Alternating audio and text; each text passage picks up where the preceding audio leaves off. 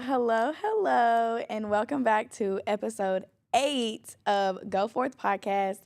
I have the utmost privilege to be your host. My name is Tiffany Nicole White. Little bit about me if you don't know already. I'm born and raised in Birmingham, Alabama. Shout out to 05. I'm 22 years old, and there's just a whole lot about me in more ways than one. Today is March 3rd, but this will be posted on March 7th if it goes as planned, if it's the Lord's will. But yeah, so before we get into any more details, I believe in sowing. When you put seed into the ground, the word of God says it will, when you give unto men, it shall be given unto you. Good measure, pressed down, shaken together, and running over, so that men may give into your bosom. So the greatest producer in the entire world, Rodney, is going to put those on the screen. I record every single time at BGTV Studios, where Brad is the owner, and he is absolutely amazing in just the work that he has put into the vision to make this possible for so many different people, including myself. It is not something that I do take for granted, so I do honor him greatly. And then mine as well, if the Lord leads you to do so. So, like I said, it will most likely be uploaded on March 7th. March 7th is 3 years since I unfortunately lost my biological mother to a fentanyl overdose. And today, I don't believe, okay, so let's break this down. Tiffany, if you know a little bit, Tiffany does not believe in coincidences. Fun fact, there's no such word as coincidence in the Hebrew language. So I'm just not big on coincidences. I think that every single thing that God does is intentional. He has a reason for everything, big, small, in between, in the middle, especially with his timeline and how things work. It's been said a little bit. If you did not know, I got connected to BGTV Studios and Brad through my good friend, Jessica Smith, who hosts Just Ask the Podcast. And I was a guest on her podcast, and then that led me to connect. And God just opened the door for me to start hosting my own podcast. Before we get any deeper, I also want to acknowledge some people have said this. Some people, have just messaged me. And I know it's all in good intention. But some people are like, Tiffany, you said you were going to post weekly, and I've been looking forward to it. And this, that, and the third, which I do recognize. One, I take accountability. Life has been lifing. Two, God has just convicted me and put me in a place of, if he's given me nothing to say, I'm simply not just going to open my mouth. February, I barely posted anything. I think I had my Galentine's event as well as one other assignment in West Palm Beach, Florida. But that was the weekend before. But other than that, God has just told me this month specifically was just a lot that's going on behind the scenes with me to shut up. And so just sit and listen and soak, be a student, and that's the posture that I have been in. So yeah, there's so many people that I could recommend, but at the very end of the day, it's so important when topics like this come up to realize that the only idol or role model or main pour that you receive from should simply be Jesus and Jesus alone. I love my pastor, I love my church, but at the very end of the day, if I only eat on Sundays, I will starve. So it's so important for us as just Christians, as believers, to have a personal relationship with Christ, that we get fed no matter who doesn't post, who doesn't say this, who doesn't preach, no matter if we skip church and don't go in person, whatever the case may be, because at the very end of the day, you have to answer for yourself. And are you going to hear, well done, thy good and faithful servant? I never want to miss the mark. I never want to drop the assignment. And I have a big mantle and responsibility for all that I do carry and the many hats that I do wear.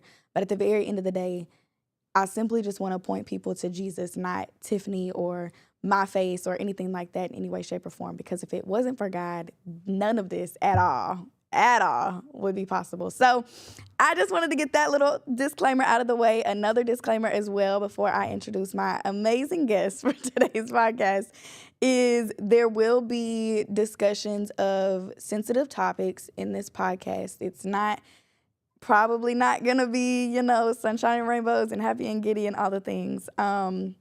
But like I was saying, the intentionality of God, I connected with Brad and BGTV Studios and launched my own podcast, as well as a few episodes in, at least 4. We made the connection, me and the producer Rodney, that he actually knew my biological mom for a hot minute, and I'll let him tell the story better than I can. But yeah, so there will probably be mention of, addiction, drugs, alcoholism, things of that nature. So if that may be something that's a sensitive topic or whatever the case may be, please pray and let the Lord lead you accordingly. Don't put yourself in a position that could cause you to backslide or be triggered or whatever the case may be.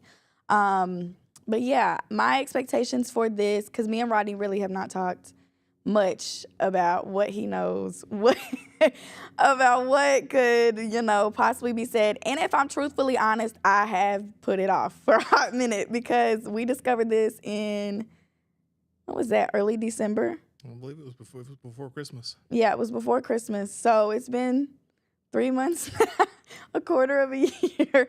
But yeah, I've just transparently put it off in the sense of there was so long that I did not have certain answers about my mom, and I had become comfortable with the unknown of not knowing. And I guess we could say the delusion of what I thought that those answers might be. So it is a very sensitive topic for Tiffany. I'm very open about my entire testimony, but this is a door that has been closed for a very long time. I mean, it's only been almost 3 years, but still. There's a lot that's still being grieved and processed through. And the biggest part of grief for me in this topic of losing my mother was the grief of what ifs or not having this or the missed memories, not necessarily the grief of the relationship that I had with her, because we really didn't have a stable one. And especially not for, I only had contact with my mom for maybe 5 years on and off before she passed away. So there wasn't really much there. So now that that is out of the way, but my expectation for this one is just God to have his way and be glorified regardless. 2, for freedom of a lot of the unknowns and just the fear of not wanting to know certain things. And then 3, for awareness to be brought around the topic of addiction, as well as a beautiful testimony that has came out of that and has continued to bless the lives of many. And to remind you that just because, you come from something does not mean that you have to stay there, or you don't have to repeat the pattern or the generational curse, because the blood of Jesus still works, and I'm a living witness. So before I start crying, I have my tissues. But my guest for today, might as well be. My guest for today is my amazing producer that I brag on every single week, or every single episode, and his name is Rodney, and we love him. Hello. Yes. So why don't you just introduce yourself? Who is Rodney? My name's Rodney. I'm a producer here at BGTV. Known Brad for a while and ended up meeting Tiffany for the first time here at the studio when she came on. I was actually here the day with Jessica. When I was with Jessica. And then you came back a week or so later and met with Brad, and I was here then as well. Mm-hmm. So that's how we actually met each other, but found out later that I've known of Tiffany for 22 years. My whole life. Yeah. Longer than I've known of me. Yeah. So I guess it's an awesome story, really, testimony, just how it happened. Yeah. So, like you said, 3rd or 4th show in, and I've produced all of your shows. Has anybody else done any of your shows? It's just been you. My OG, my ride or die. So the first few shows just kind of laying the groundwork and all that, but then you got into one of your shows, and I don't even know if that show has aired. Did you ever air your I never did, no. Well, we did. Y'all did, but I did. So it's I didn't. I think it was supposed to be. You can find it on BTTV. Yeah. I think it was episode 5 or 6, because now we're on. This is 8. So I want to say it was like 5 or 6. I don't trust you on that one. I remember what I was wearing, what I looked like, all of the things. So, but in that show, you got into more details about your early life and how you were growing up. And I'm just sitting here. It's just another show, and you're just another show host. Not, no offense to any of the hosts if you're watching this. I love you all, and I appreciate everybody what you bring. But I was just recording, but I always listen. And she said a few things that really didn't say anything. But then all of a sudden she said what her name at birth given by her biological mother was. And she said, my name at birth was Jocelyn. And I'm sitting here and I said, Jocelyn. So she's still talking. I'm over here doing math. I'm going through my phone. And it hit me. I know who she is. And I'm literally, while she's doing the show, has no idea. I'm over here crying and, just crying, tearing up, saying, no way, going, what is going on? This is not possible. This is the craziest thing I've ever experienced in my life. So after the show, when we hit finish, she was done recording. I just looked at her and I said, I want to ask you a question. Mind you, we had just literally stopped recording. And all of a sudden, Rodney asked me a question. I'm like, oh, God, here we go. I said, was your birth mother's name Becky? And I just bust out crying. She dropped her head, started crying. I dropped my head and started crying. And that was confirmation that she was who I suspected that she was. And I proceeded to tell her how I knew who she was and how I knew her mother. And we didn't get very far that first night because it was just like, whoa, it was a big, big door that was opened. So, but man, that's just, I don't believe in coincidence either, Tiffany. I don't, because God is sovereign. There's no such thing as chance. God's in control. So it's his will. It was his desire. It was his purpose. It was his plan for you to come here, for me to be here. And God serves a lot of purposes. He's got one stone that can kill a lot of birds, right? Right. So, but that's one of them. I believe that it was his plan for us to meet, because I loved your mother. We had a long, 20-year, not romantic relationship, but friendship. We went through, it started out in addiction, but we became very close and cared about each other until the end. And so, anything, all of her children, they're important to me. And I probably have more of a relationship with you than I do her other children at this point. So I'm grateful for it, and I look forward to what God can do with it in the future. And it's just from that moment, knowing that when I hear you come and do your shows and the topics that you discuss and the wisdom that you portray and that God has given you, it's just a blessing to me. And I know that your mother's proud. I know you're all of your mothers. You've been blessed with some spiritual mothers, and adopted mothers, and birth mothers, but I know that she's proud, and I have confidence that she knew the Lord. Yeah. I mean, we can get into all that, and nobody knows for sure, but I'm confident. I can say I'm confident. Yeah. So, and I know that you have questions, and I'll try and answer anything you want to know. I don't want to tell you anything you don't want to know. But I probably have some answers to the questions you might have. So. Well, I don't have a script. I really tried my absolute best. I was like, I'm going to cancel. And then I was like, no, Tiffany, you cannot do that. Because I have been putting this off for so long. 3 months is a hot minute. And I'm just like, okay, rip off the Band-Aid. And with just it being 3 years, which is just crazy to me that it has been 3 years.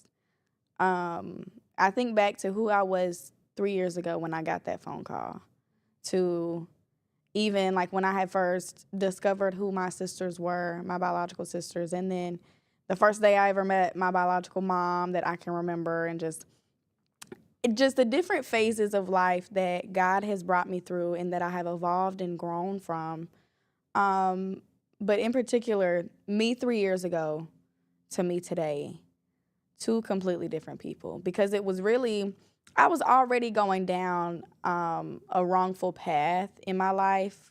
I was 19 years old when she passed away, but it was her death that really sent me into a complete spiral of just a whole lot of unhealthy behaviors, alcoholism, just acting out, acting a fool, just doing things that I had absolutely zero business doing, which is the complete opposite of what she would have wanted. But it's how I acted out of rebellion and just sin and fleshly desires.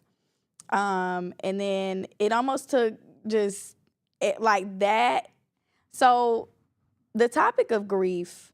So my biological mother, let's put this out there also. Tiffany does not know who her biological father is. Okay? Nobody has any idea. I've tried Ancestry DNA, doesn't work.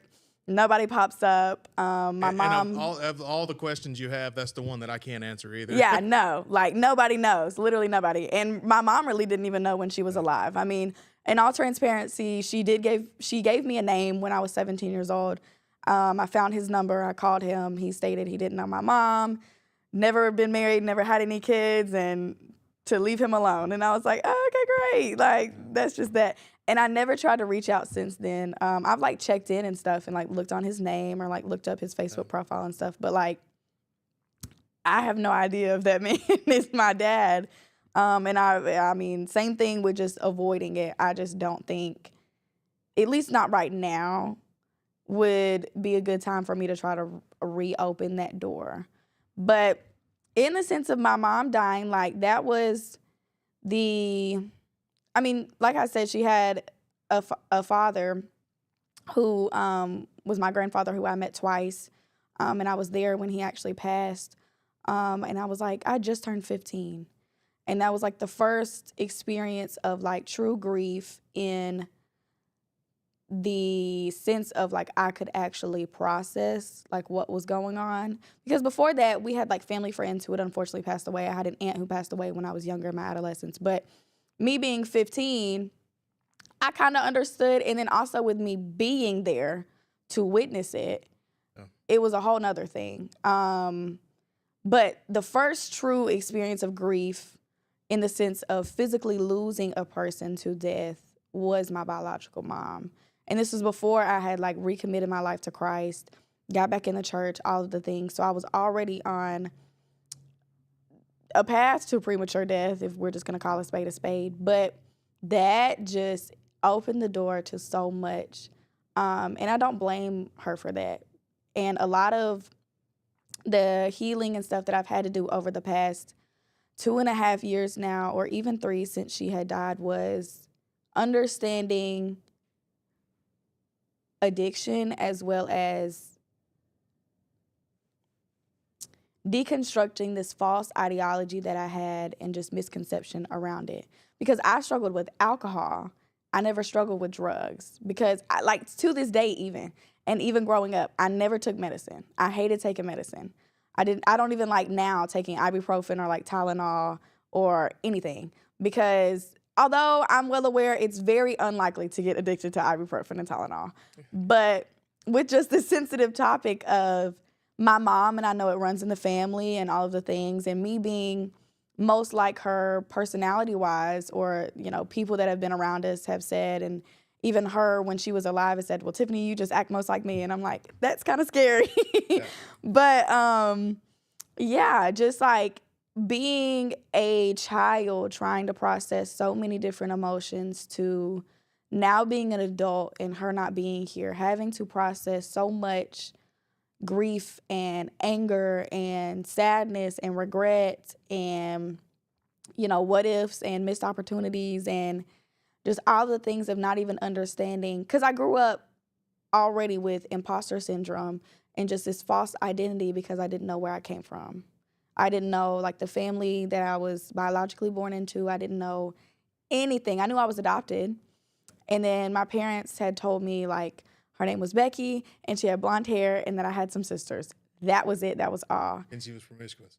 Huh? Didn't you tell me and she was promiscuous? Oh, yeah, baby. They were clear on that. Like, they were very clear. But, like, it would be to the point, and I look back on things now, I didn't understand then how much they affected me. But, like, I would be 5, 6 years old in a grocery store, and if I saw a woman with blonde hair who looked like a Becky, like, I would go, like, hey, is your name Becky? And looking back at that as an adult now, as a child, I'm innocent. I'm not, you know, knowing any better, or maybe just don't even know how to process those emotions and put them into words. So then I acted out of rebellion. But looking back now, that's so, like, that is heartbreaking for me. It is. And I once again, I don't blame her. You know, there was a lot going on that I still don't know, probably a lot that I will never know. And just the sense of addiction, I have never understood from a drug point of view. Well, it's some drugs and drug addiction, alcohol addiction Yeah. are similar because they both control you. Right. And they take over, and you don't really have no will of your own. Right. So in that sense, they're the same. Yeah. You know, the pathway to get to that control is different, but the end result is the same. Right. So don't get caught up too much on the difference Yeah. between alcohol and drugs. Yeah. So yeah.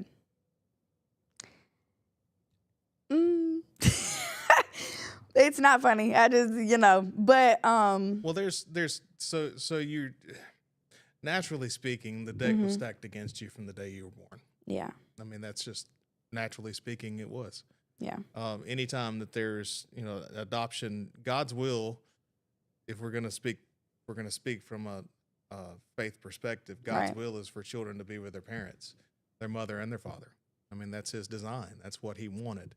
So anytime you start without that, then you're already fighting an uphill battle. And then you find out, like you said, the little bit that you knew about your biological mother, and it wasn't necessarily pretty. And then when you finally do meet, so I mean, it's just throughout your childhood, these things are compounding, and they're compounding and compounding.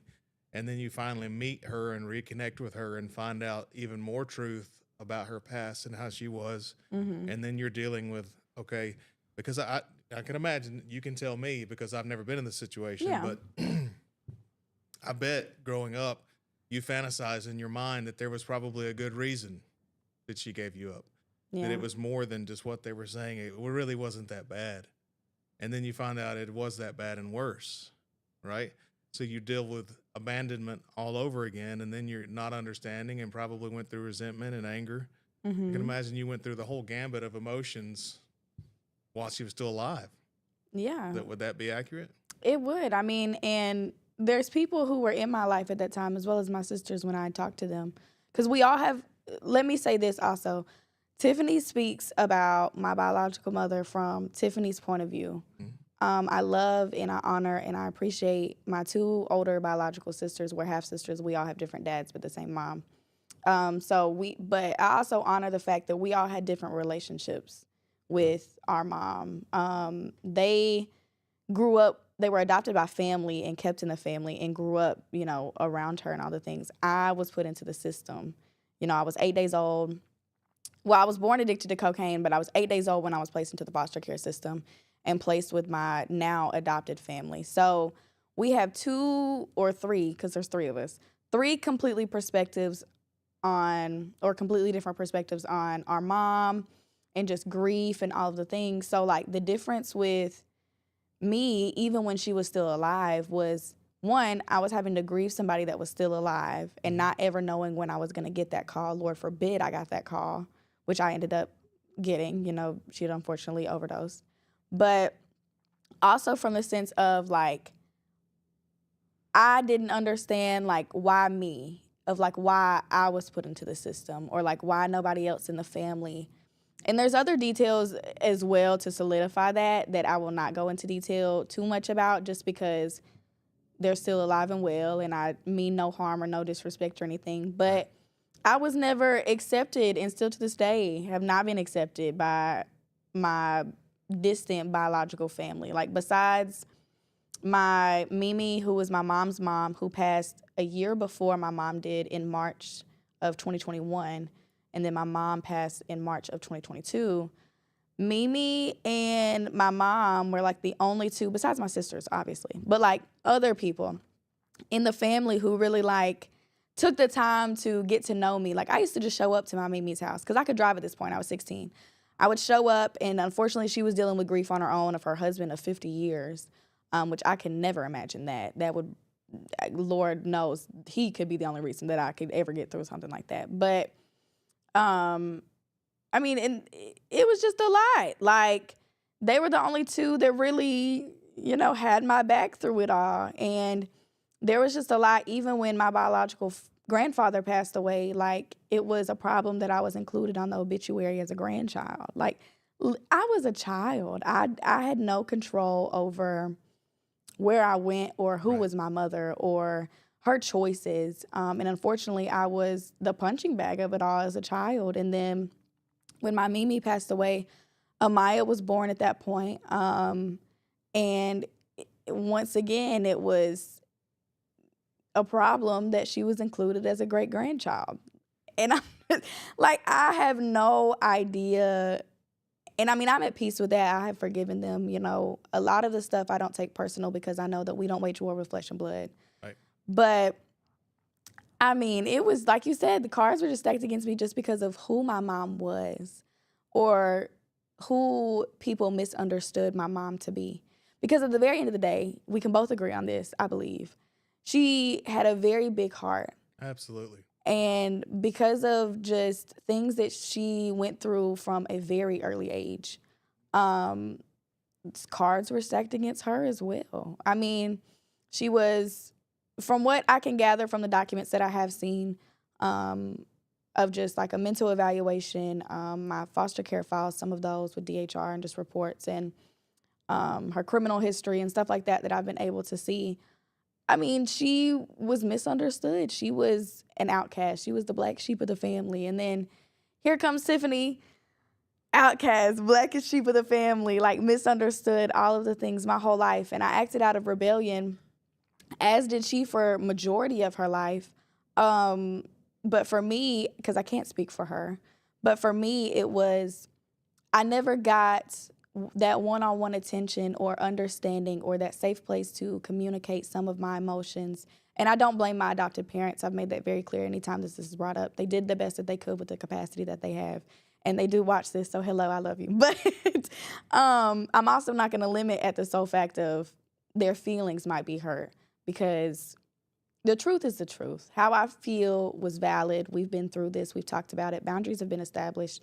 Healing has taken place, and God has graciously, reunified me with my relationship with my adopted parents, because it was very broken for a hot minute of time. And a lot of the reason of that was the topic around my biological mother. But yeah, like, they, as much had went on or that she had done, they really never spoke against her or like down on her from a sense of her character. It was just more so her choices or what she was going through at that time, which you can't blame a parent for. I mean, when I got connected with her, I was 13, 14, and I mean, their base intention was to protect you. Right, that was their job. Yeah, legally, I wasn't supposed to have contact with her until I was 18 or 19 in the state of Alabama. But, and they also didn't know. They knew what she was doing back then and who she was then, but they didn't know now. And I mean, that was just a big can of worms that was opened at 13, 14 years old. We had talked for almost a year before I ever met her in person. I only convinced my parents of that because my grandfather was very close to passing away, and I wanted to meet him. And my adopted grandfather, well, we're not related by adoption or biological, but my grandfather, my papa, who is my Gamma's husband, he went with me, and my Mimi was there, my pop was there, who was my grandfather, my mom was there, and Caitlin was there. Shelby, I don't believe, was there. But and then my mom's husband at the time was there. But I mean, it was just a lot, because I was under the impression, like you said, it was like heartbreaking abandonment all over again. And I don't blame her for lying, ultimately. She had told me like she was clean and got her life together and this, that, and the third. And then all of a sudden it's blown up in my face, because now very long story short, now she had fessed up to me after I had fully convinced my parents to let me do this and be around her and go to the funeral and all of this. Now it blows up in my face that she comes clean. Like, I'm actually not clean. And this, that, and the third. And I was like, oh my goodness gracious. Because my parents still had a foster license at that point, and they could have lost it all. One, if somehow, some way, the state would have found out that I was around my biological mother, especially unsupervised. Two, if they found out or something happened to where we were pulled over and there were drugs in the car, which there was, and we're coming back from a funeral. I'm like, what are we doing?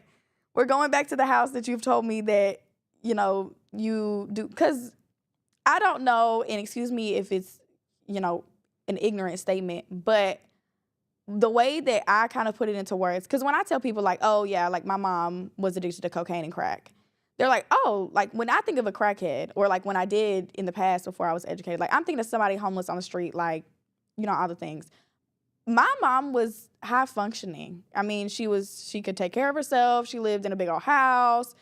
If I saw her walking down the street, I would not think like she was an addict. For what your mother and myself and all of our little clique was. Okay. We were hustlers. Oh, okay, fair. Right? And she was a very, very good hustler. She could take care of herself. She wasn't going to be homeless on the street. Yeah. You know what I mean? Mm-hmm. And I'm not saying that to talk bad about her or brag on her. It's just the way it was. It's what we did to survive back then. Yeah. And so let's talk about your mother for a minute. You want to? Okay. Yeah. So in your point of view and just with your experience, because I feel like we've gotten all the nitty gritty out of the way. Mm-hmm. So now we can just cut to the chase, the real and raw, whatever. To you, who was my mom? Like, how would you describe her in your own words? What was y'all's relationship like? What were the best parts of her? And then, maybe even like her strengths and her weaknesses. Because I don't know a lot. So we met each other in addiction. Mm-hmm. So we were What year? Or like around what time? Just for time frame. 97, 98, somewhere in there when we initially met. Had the same drug dealer. So at where? Same drug dealer.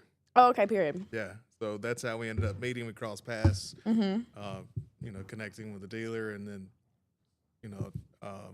friendship developed. And at that point, I don't think you could call it a friendship. It was just a trauma bond. Yeah, a trauma bond. So we were both broken, searching for different things, but we were on the same path, and we just we clicked. You were exactly right. She did have a very big heart, even in addiction. She had a big heart. She had a heart for people, and she would do a lot of things for a lot of people, and I was one of them. She did a lot for me throughout the years, and that's what was having that heart.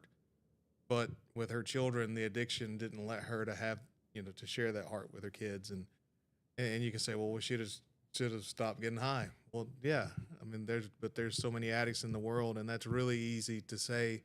And people say, well, if you really loved your kids, you wouldn't do what you're doing. And I had that misconception. It's not true. I had that big misconception for so long, up until she passed away. Yeah. And so we met in 97 or 98. Mm-hmm. I was born in 2002. And within probably within 6 months of meeting her, we were joined at the hip. And then another friend of ours, Tasha, came along, and then we were the three amigos, three musketeers. I mean, we did everything together. So for the next 2 or 3 years, that's until, God got a hold of me and I started trying to do right. And I've been trying to do right for 20 years. The Lord, I'm righteous. I'm the holiness. I'm being holy every day. But what I'm saying is I'm getting tongue-tied here. You're good. Because God is good. But so we did everything together. We lived together. We moved together. We got high together. So I was there when we lived together, when she was pregnant with Shelby. So through the entire pregnancy, I was there. And after Shelby was born, just she suffered. She really did. And seeing that hurt. And I had, even me being in addiction and not really understanding then, I had the same questions like, man, because I didn't have kids at that time. I'd never been married. It was just me against the world, right? But I would even say, man, that's kind of sorry, But I didn't even understand then. I do now because I have kids now, and to a certain extent, I put my kids through some of the same stuff when they were younger. But God is faithful in that. So it really it destroyed her mentally, because she tried to process all of her own internal pain without the Lord. Yeah. And that just entailed getting higher, just getting more dope. And that never worked. Mm-hmm. So it was just this perpetual cycle, cycle that we were all on. But she was a very loving individual. She was very passionate about everything she did. Everything. Everything. Especially if it involves an animal. Yeah. Yeah, And that's where we're different. Yeah. I don't like animals. Yeah, she loved animals and yeah, so she was passionate about anything that she did, and she was obviously she was beautiful. You know, I remember just a little I'll share a little story with you. So my father actually knew Becky, and I don't know that you've met Pastor Leslie, who's another host here. Yeah. Did you? Mm-hmm. So he knew your mother as well through me. Oh, wow. Because Leslie is one of the ones that ministered and led me to the Lord in 2001. Mm-hmm. So she being such a big part of my life, Mm-hmm. eventually he got to know her as well, and she knew him and thought highly of him. Where was I going with this? Oh, so anyway, just talking about people in my circle that knew your mother as well. Now, obviously, they did not know her in any semblance of as personally as I did, but one time the first time that my father met your mother, he thought we were dating. And he patted me on the back and he said, "Man, Attaboy. She's gorgeous, Attaboy, she's gorgeous." And I told Becky about it, and man, she always, I mean, for years and years and years, she would rib me. She's like, "Your dad thinks I'm hot." That sounds like her. Yeah, she loved it. She loved the attention. Now, so we can get on the other side of it. So Becky was always looking for approval, acceptance, attention, love in all the wrong places. And I think you can identify with that just from a little bit of I've heard through your podcast and what I've heard about yourself that you were looking for the same thing. Different reasons, but you were looking for the same thing. And we all look for that acceptance and approval. We're going to seek it from somewhere because it's a base need that we have. But just to hear that, so no, it's like looking at two different people, one knowing Becky, and then seeing you, knowing that you were born from her. And man, it just blesses me every time you come on here to see, because you could have had the same story that if she not had. worse. Yeah. Because you out of your own mouth, you were headed the same way. Yep. But God, right? Yeah. And even myself, you know, I was on the road with her, but God had mercy on me and he called me out. And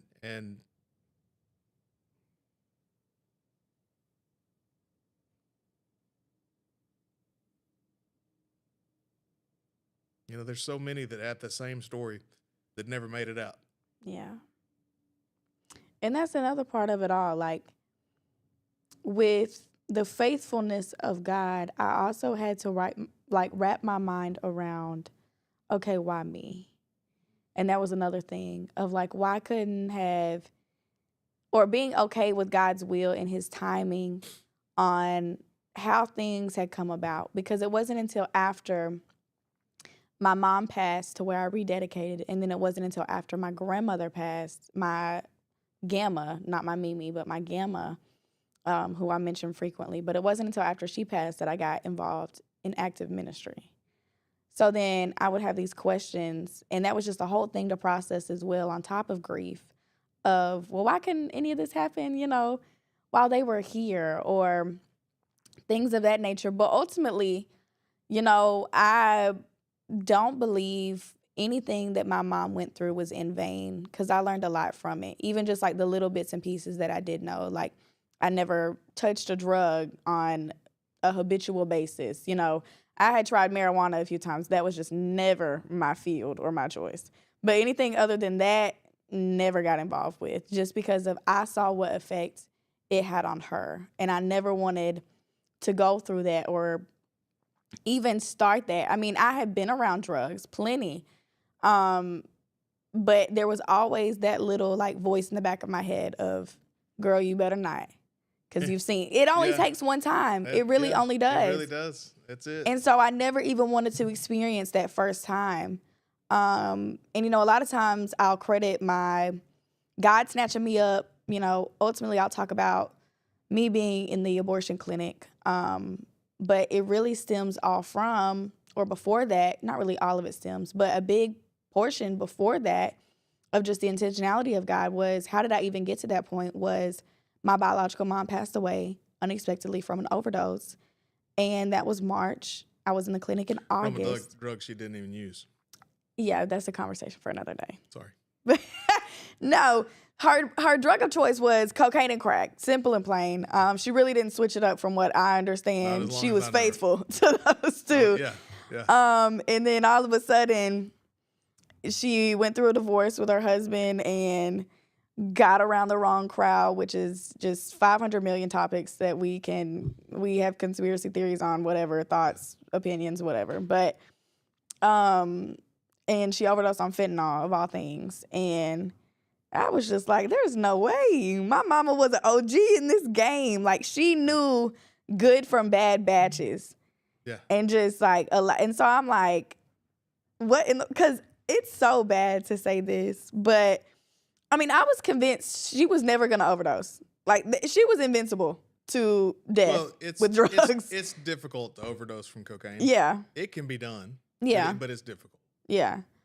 And it was around that time of like 2022. I know fentanyl has been around, but to my understanding with just Birmingham, it was around that time that it had really gotten more popular and like heightened. Started putting it in everything. Yeah, and they started cutting batches and all the things. And you can't, I mean, we're getting into this is real stuff. You can't cook it out. So if you take cocaine that's cut with fentanyl and you cook crack out of it, the fentanyl stays in it. It doesn't cook out. Yeah. So then you smoke it and you're smoking fentanyl. Yeah. And I mean, I've even seen people's marijuana be laced with fentanyl. Like everything. Everything. Every street drug is. Or everything. Or it's cut with something like rat poisoning, or they'll try to, make it last like just everything. Yeah.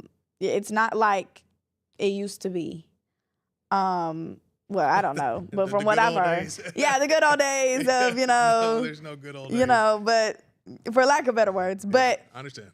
Like even like with just the things, like I was saying, like it was her death that really sent me into a downward spiral of just bad habits, unhealthy behavior, like willingly putting myself in very, very dangerous situations, getting involved in an abusive relationship that I ended up pregnant from, which led me to the abortion clinic. But it all really, I was already going down, a bad path, dabbling in this, dabbling in that, being around people I was not supposed to be around, running the streets, being around people, whatever. But it never got to the point of, all of it was dangerous, but it wasn't me being blatantly rebellious and just saying, I don't care about anything, like I can just die with her, which were words that literally would come out of my mouth. Like I just didn't care at that point. And it was really my grandmother that was like my backbone during that whole season. She was the only one for a hot minute that knew about the abortion. I told her beforehand. I found out I was pregnant in her bathroom. She was the first person to know. She never condemned me, never spoke down on me. She always rebuked me in love first. But she always pointed me back to a place of love and back to Christ, and never made me feel like I was too far gone. So during the season of grief being so new to me and losing my biological mother so unexpectedly, because I hadn't spoken to her. I lost her March 7th, 2022. I hadn't spoken to her since the day before Thanksgiving in 2021. And that conversation was not good at all. And unfortunately, I have to... last conversation that we have. Yeah, no. Unfortunately, I have to live with the last words that I said to the woman who birthed me were very vulgar, hateful, prideful, awful, that should never be said to anyone, let alone your own mother, regardless of what may have happened. And that was it. I mean, we hadn't talked in months, and I got a call that woke me up, and I said hello. And mind you, I just got done going out with my friends at the bar, had a great night, okay? Had a great night in sin. Woke up, I'm hungover. I get a call, hey, your mom is dead. And I'm like, huh? What are we even talking about? Yeah. I had to go to work that day. I called into work. I was working at Hooters at the time. I called into work, and I went over to my sister's apartment, Caitlin, when she still lived here in Birmingham. She lives in Seattle now. And Shelby came over as well. And we were just all making like just dark humor because we didn't know how else to cope through that or even really process it. And then I was the one that had to identify the body and sign paperwork and do this and do that. And it was just this whole thing because she was legally divorced for like a month at that point. I had to call Birmingham Police Department and tell them to close the case that she was the plaintiff in a robbery case, or the victim in. And I just had so much to handle. We never had a funeral or like a celebration of life or anything like that. She was cremated. I never got any of her ashes or remains or anything. I have some of her rings and some of her like little jewelries and trinkets and stuff. And her husband at the time let me go through the house and her things. And I still even have some of her like sweatpants and all kinds of stuff. I had a yard sale. I took whatever I wanted, and like photo albums and stuff like that she had kept. But I mean, I don't have much at all to symbolize all that. I mean, I got a tattoo after the fact, which, whatever. But that was my last tattoo that I had gotten, was 2022. But it was just a lot. And it still is. Like, even in the sense of what you've mentioned, the woman that she was with when I was born. Like, just that whole thing. And then having to contact her. Hadn't spoken to her ever in my entire life. Had heard about her before. Never spoken to her in my entire life. I'm the one that has to break the news of, hey, she's unfortunately passed away. This is what happened. Yeah. And it was that's actually the message that she sent me was one of the things that I went back and looked at, because I'd never recalled, and if she did tell me,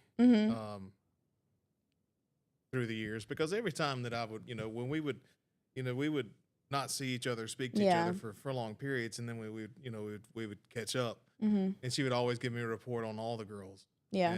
But she always referred to as Jocelyn. Yeah. Oh, yeah. My name was still saved in her phone as Jocelyn when she passed. Like, we would literally be in conversation or out in public, and to her, never register the fact that my name has been legally changed. Right. Nobody calls me that.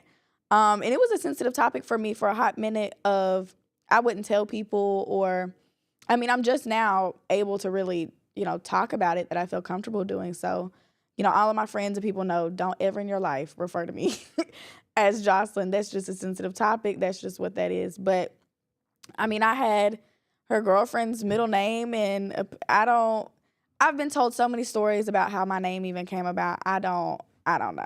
I don't think you know. But, yeah, I mean, even to the day that, the last day that we had met, that was my name to her. And I respect that, you were my biological mother. Yeah. You had every right to name me whatever you wanted to. But in the same token, I was only raised by Tiffany. So that was just like, I don't know. That's when I'm having this epiphany over here that you may be who I think you are. I went back to that message where Tasha had messaged me and said, "Hey, Becky passed away. She overdosed. I just spoke to her ex-husband and her daughter, Tiffany." And at the time, I was just kind of in shock of what I was reading, and it didn't, I didn't Who's think, Tiffany? Who's Tiffany? Because, she was pregnant again after me. Did you know that? Yeah. Yes. And then I think it was a miscarriage or a stillborn, one of the two. But. Yeah, that was... Yeah, because that was 2005. I had come back around through that whole season with that guy, but so I went back going back to when I realized who you were. I went back to that message and I just spoke to her daughter Tiffany, and that was like, so. But yeah, it didn't really click with me initially because she only referred to as Jocelyn. Yeah, I mean, even still with the few like transcripts and court notes and things with DHR that I'd seen that she had wrote in, even though my name had been legally changed, she still referred to me as such. And we had talked about that a few times of like, hey, can you call me Tiffany? And she would, it would slip sometimes. But to my face, she would most of the time call me Tiffany. But anytime else, baby, my name was Jocelyn till that's just the story that she would tell always. And my adopted mom has told me a story of like how when they would have court and stuff like that, the reason that she ultimately did not get custody back, because reunification is always the goal with foster care. And thankfully, my adopted parents, who were my foster parents at the time, always have had that goal with every single child that they have fostered. You know, there's some people out here that unfortunately abuse the system, and they're like, oh, no, this is my kid. And I'm like, whoa, let's not discredit the biological parent may be going through hell and high water. At the very end of the day, the goal should always be reunification. Unfortunately, the system is broken. There's many flaws. There's many things, in many cases, that they've dropped the ball. But they tried their very best for reunification with me. I was not adopted till I was like 5 or 6. And there was like 3 main things that she had to have for the court date. And, you know, she had supervised visitation for a minute. I know at least up until I was about 2 or 2, I want to say, because we have pictures together at the DHR office and at my daycare and stuff like that. But she needed a job, she needed a place to live, and she needed to pass a drug test. And sometimes she would just get 1 and she would miss 2, or sometimes she would get 2 and just miss 1, but it was never all 3. And then, you know, at the time she was dating another man who wasn't her ex-husband, as we've referred to. And apparently he had like a whole family in a whole nother state, or so. That was my understanding. And that just broke her even more because she was so in love with that man. Am I Ray? Yeah. Yeah. And so that was just the tell-all be-all after that. She was crazy. Yeah. I mean, you know, the ex-husband, he was a marriage of convenience. Yeah. But talking about somebody had her crazy. Yeah. But, yeah, so then they... You know, I'm going to go back real quick if I can. You said something, you're talking about when you were in your, you know, dealing right after she passed away, and you were in rebellion, and you were putting yourself in some dangerous places. It made me think, when I was describing your mother, you know, I said that she was loving, she was compassionate, she was passionate, but she was also fearless. And she was not scared of anybody. Nothing. She would step up. It didn't matter if you were 6'7", she's gonna square up on you. I mean, she was stubborn. You know, she was fearless. She was a hard body. She was. She was. And another thing that she would do on the downswing of, you know, having a loving big heart is that she would throw up her hands a lot of times. Yeah. And just not care. I don't care. I'm gonna, you know, almost like daring death. Yeah. You know, she would never commit suicide intentionally. This just wasn't who she was. Yeah. But she would dare, you know, dare God almost to kill me.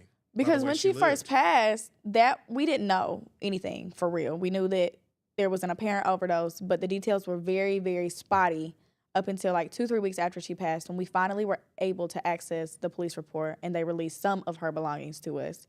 Because it was tricky because me and my two sisters, we were legally adopted by other people. So legally, we are not your children. She had just finalized a divorce about a month before she had passed away. Legally, he's not your husband. Wait a minute, Caitlin was adopted? Yeah, by my Mimi and my pop. Yeah, we all were. All of us. I don't think I realized that with Caitlin. I thought they mostly would keep her, and it would be on and off, but so legally, Caitlin was my mom's sister. Legally. I don't know that I ever knew that. I thought they just raised her. No, they completed that one.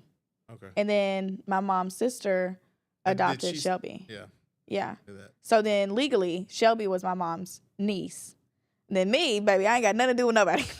But well, my brother was adopted, and when we found out he was adopted, he was 16 and I was 11, and found out he was actually my cousin.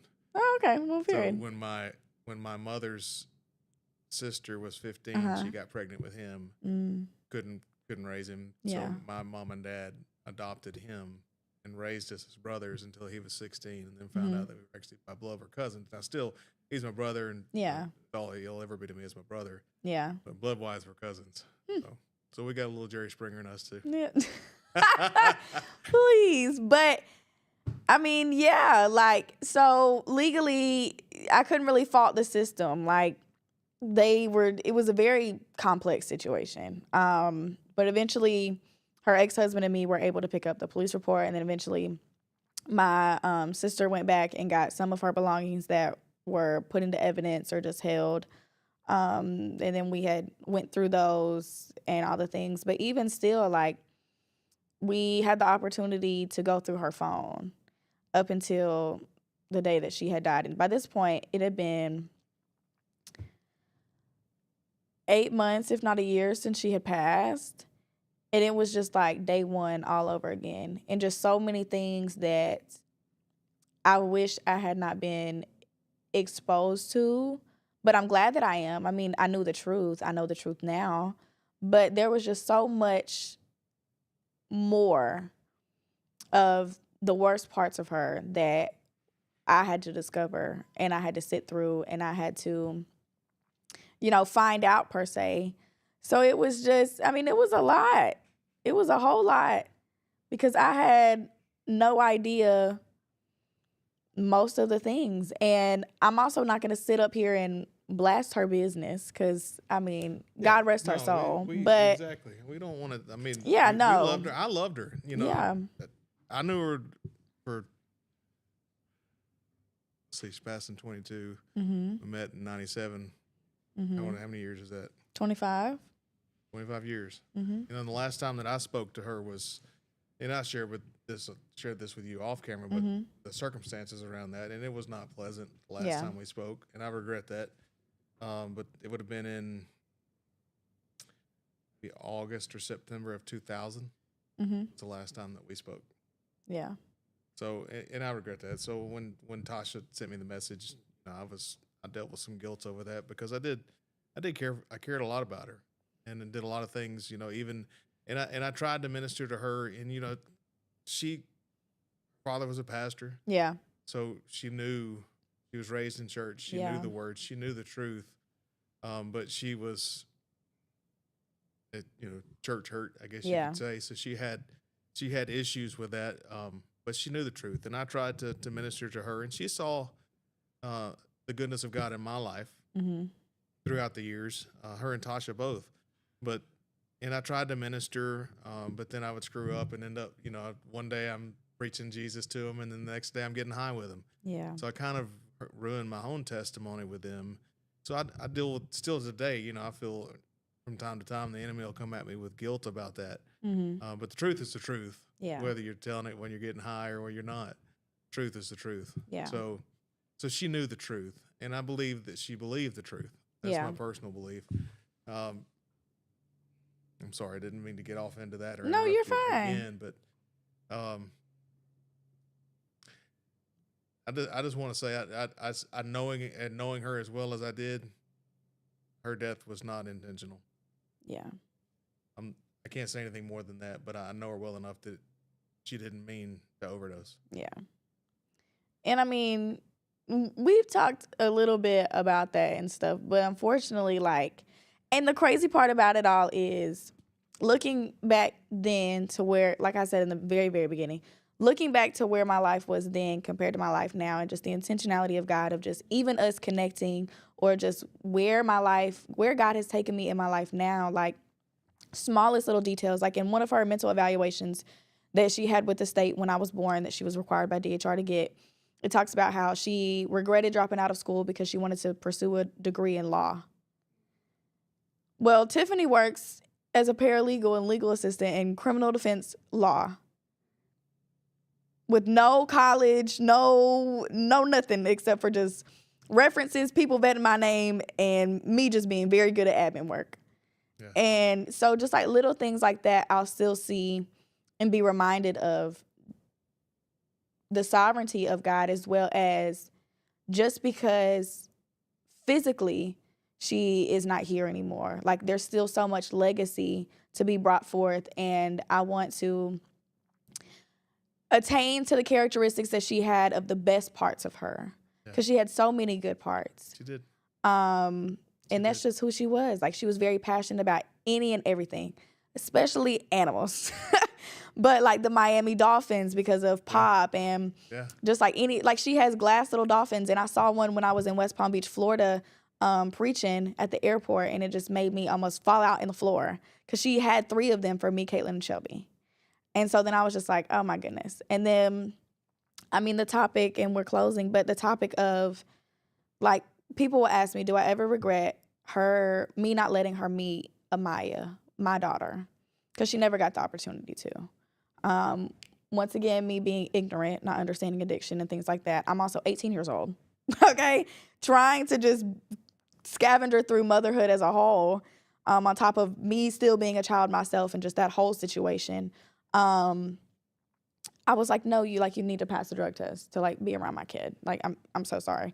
I also didn't know then that she would pass away when my child was 1.5. I had no idea. I never saw my mom dying. But just like your adopted parents, you were trying to protect your daughter. Yeah. You do the best you can do. You were doing the best of what you had at the time, and you didn't know, and you could have never known that. Yeah. Nobody knew that but God. Right. Right. And I know we're closing. I want to say this before we run out of time. I don't want you to shut the door on me. No, you're fine. But so since I've realized who you were, I do see a lot of your mother in you, a lot of the good parts. Obviously, she was very intelligent. You just talked about that, that she was intelligent. She did have desires and dreams and goals, and she could have attained them if she had been able to get free from addiction. She could have, no doubt about it, because she was driven in everything she did. And I see that in you. I think you're driven, and I appreciate that. And I'm so grateful and thankful that you have decided to serve the Lord. I think you honor not only her, but your grandfather, the entire family by doing that. I think that's so honoring.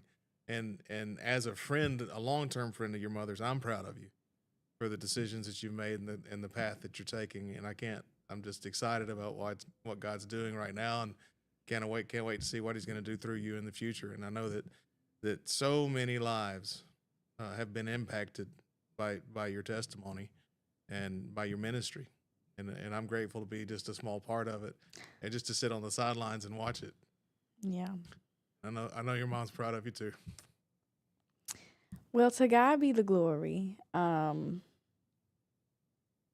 I could not tell you why, of all people, I feel like growing up, and even still sometimes, like, I feel like the runt out of like a puppy litter, like the most counted out, disqualified, like this don't make no sense. And he's an unconventional God in the sense of he will use foolery for his glory. It talks about it in Proverbs. I forget the exact verbiage of the scripture. Something around like God will use foolish things to confound the wise. Something He along uses simple to confound the wise. Yeah. And so it was like, that's literally just my life. It makes no sense why I'm in the position that I'm in today. It makes no sense how I have the wisdom that I do. I don't have an education past the 9th grade that's completed. Or how I'm in my right mind or able to still cope and not falling into those same patterns and still being alive after all of the things that I have done, and still being covered by grace and mercy, even when I had announced my decision to follow Christ and surrender my life to him, but still in flesh, being purged out of things, was still involved in certain things. It's just crazy to me. It just don't make no sense. But I do know at the very end of the day, my mom was proud of me even when she was alive.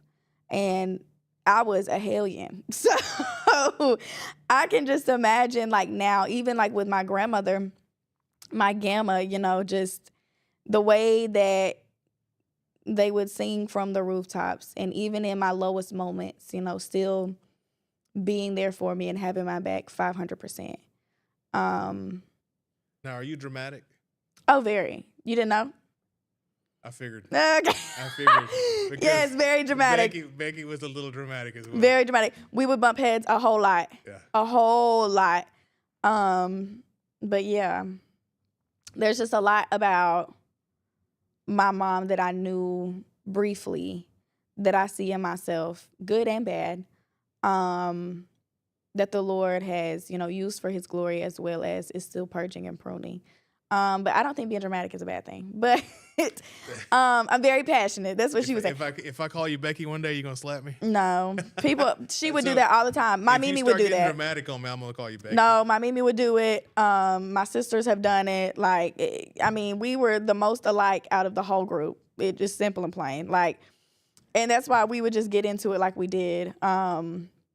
But yeah, so I mean, I received a lot of answers, as well as I'm sure there's many, many more. I mean, we can't fit it all into one episode, and a lot of things just don't need to be recorded anyways, because I do, we don't want to dishonor her. Exactly. Just that use of discretion, but also the beauty of her life and the fact that her life gave me life regardless of the situation.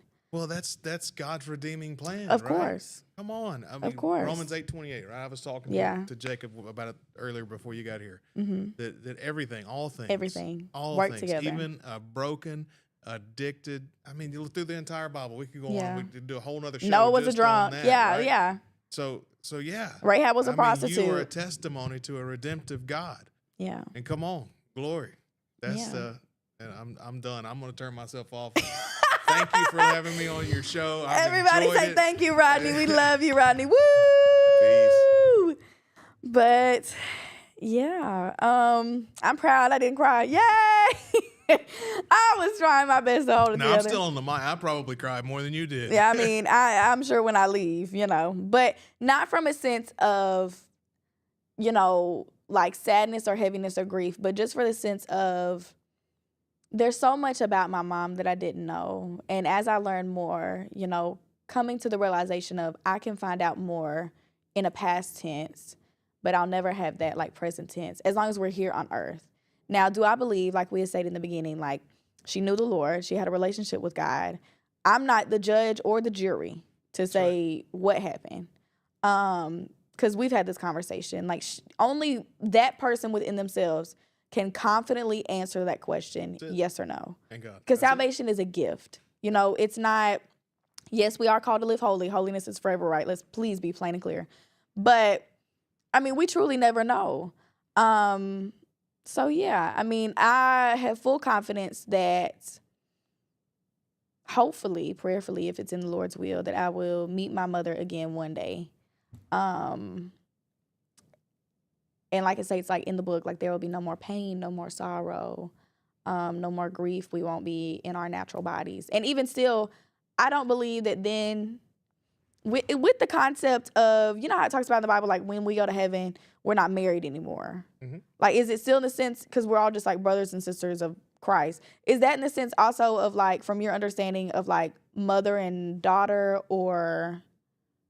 I don't know. I'm going to go research that one. But I'm a big nerd when it comes to like technicalities of stuff. So yeah, nobody will be given in marriage in heaven. There will not be the husbands and wives in marriage, but will you recognize someone as being your former husband or wife, or being your mother or daughter, even though that now we're operating under the sense of we're only brothers and sisters in Christ. And then even then, is there going to be Are there genders in heaven, or are we all spiritual beings? Girl, is there a female spirit? I mean, the Bible talks about the angels that I know of all being men. Yeah. It's just refers to them as men. Mm-hmm. I don't know. I'm saying these are questions that I don't think anybody can confidently answer. Yeah. About that. Because I mean, there's a lot of times in Scripture to refer to like man, but in the sense of like mankind. So then it's like, okay, what are we talking about? Right. Yeah. But and then when the Bible was interpreted from Greek and Hebrew to, a lot of people refer back to the King James Version being the first one. Even the King James Version is a broken English. Like, simple. It's a broken English dialect. That's like, I like New King James, but King James sometimes, baby, it be confusing me. Like, therefore, okay, now we got to go back. Because that's a synopsis of there's something before. And you might get some backlash to this from some of your viewers, but just because something's the first doesn't mean it's the best. Right. And that's true. That's all I'm going to say. I mean, that is true. But and I was raised on the King James, and I study out of the New King James, but I love several other versions. Oh, of course. Well. I'm not, and we're going to get onto a whole nother show. I'm not a King James is the only authorized version. Yeah. Well, it's the only one authorized by King James. But that doesn't mean it. Yeah. Sorry. No, you're fine. I'm gonna stop. Trolling. Trolling. You're just trolling. He's a troll. But I mean, that's it. That's all. When this is posted, it'll be 3 years, and I'm grateful for the growth that has happened in 3 years, as well as her memory not dying in the past 3 years, and me having the honor ultimately to carry on her legacy and just tell people about who she was, bring awareness to addiction, bring understanding and clarity that I did not have when she was still here and when I was a product of addiction, and then was born into it myself. But still, even in all of it, the goodness and the glory of God, the faithfulness of God to use such an unconventional being, a broken vessel, someone who was destined for premature death and going down the same path and repeating the generational curse. That's just who God is. And the same way that he did it for me, the same way he can do it for the next person or whoever is listening to this or whoever's watching this, whatever the case may be, that's just who God is.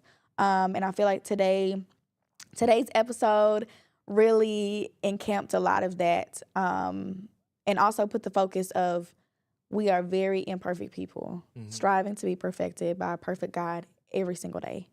None of what any of us do could be done by our own power or our own strength or understanding alone, because then we're set up for failure. We're fleshly beings, saved and sanctified and filled with the Holy Ghost. But even still, we still have free will and things of that nature. And we were born into sin. So I'm grateful for the blood of Jesus. I'm grateful for redemption. Me too.